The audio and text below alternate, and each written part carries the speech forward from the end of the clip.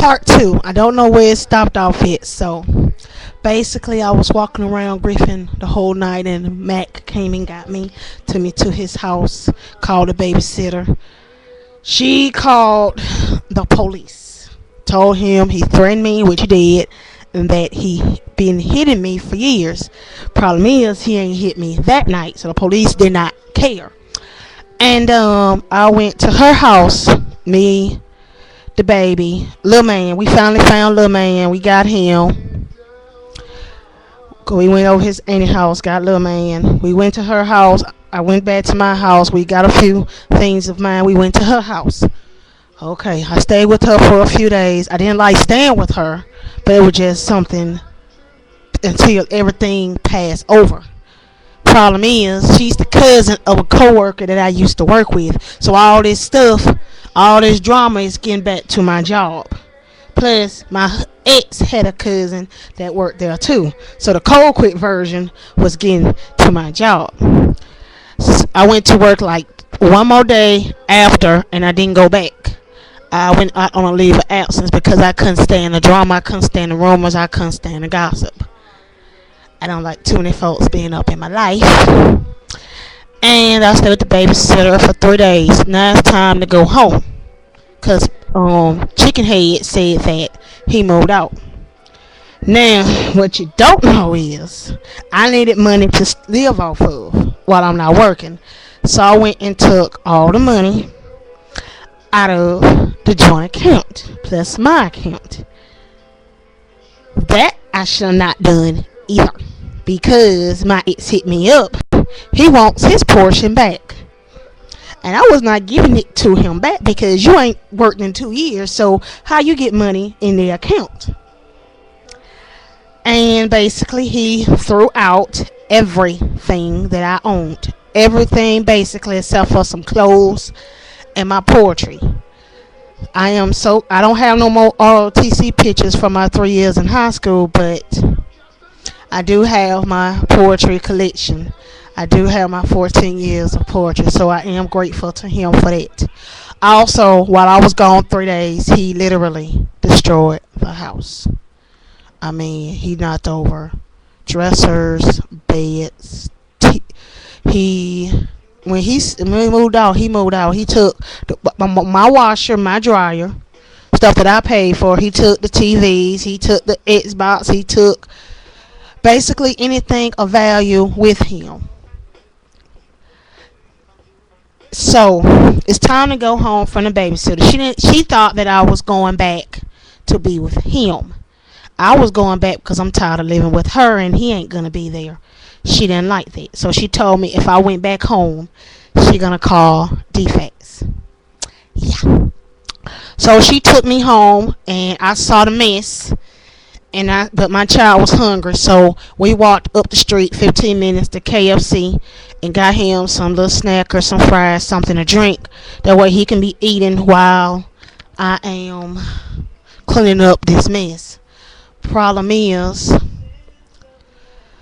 as soon as I started cleaning up the mess, I guess defects work fast. The defects showed up. And basically, because of the mess that he made, and the fact that, I didn't have a job, and she said that me and him was both unfit for a minute and took away the custody. And little man went to stay with his auntie for a little while. We did get custody back a month or two later. I mean, he even destroyed my child's dressers and beds. I was so pissed off about that. I paid $50 for my child's bed. He had a nice bed with the headboard, a nice what's the name of that wood? A nice cherry wood. Nice. It's kind of like a cherry wood. It's the same color like cherry wood. Headboard, footboard. He had a queen size bed. Springs and all, the base, the baseboard, the mattress. It was a nice bed. I got it for $50 from a friend of mine at work. He destroyed the bed. He went through all 3 mattresses my child had on his bed, cut it, slashed it up big time. He knocked over dressers. he basically, I mean, I said destroyed, he destroyed. So I'm getting everything, trying to get everything nice and neat, taking stuff to the trash, pushing stuff out the house. There's a knock on the door. This defects. She want to know all this stuff about the breakup. Police were called, and she got all this information about the police because the babysitter told her. Babysitter, the babysitter's other cousin was the head of defects. That is why they came within an hour. So I didn't tell her me and him are done, me and him are through, I'm trying to, whatever.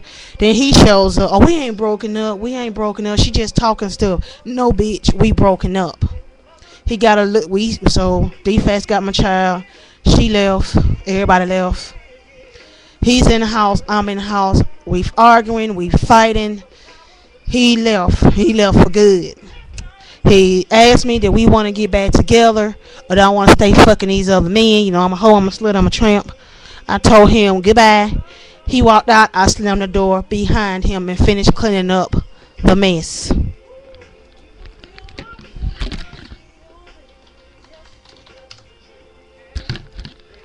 So, I'm living alone. I'm peaceful.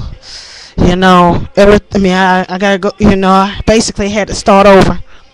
So now it's like, what did I do with my life? I gotta get out this house because now I'm still behind on my bills. I'm behind on all this stuff because he ain't worked in 2 years and my check been garnished for back child support. Not back child support. I'm getting his check confused. My check been garnished for back student loans, and so I got behind. So I know I had to move before the rent man, all this stuff got cut off.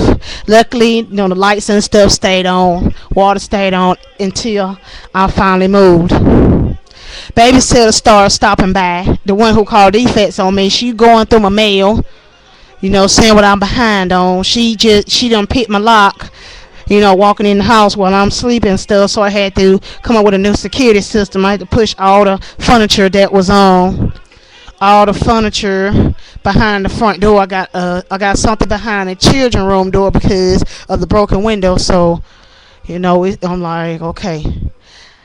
I don't have a refrigerator after a couple of, I had a refrigerator for like 2 weeks, but then while I went away for one day. I went down the street for a minute. By the time I came back home, this fool found a way to get in the house and take the refrigerator. So now I'm really hungry because I don't have money.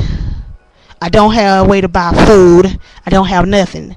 Luckily, I got some next door neighbors, a wonderful mixed couple that feeds me. And I get these guys that want to stop by to feed me. So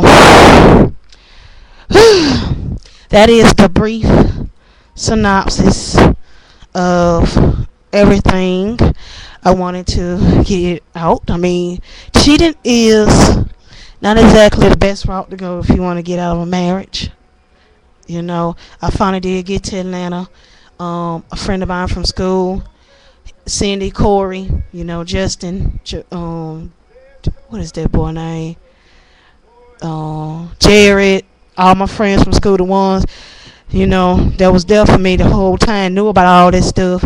Corey had to Corey worked as a delivery truck driver, and he had to make a stop in Griffin. So I loaded up with what little I had left and, packed it into the delivery truck, and he took me to Atlanta.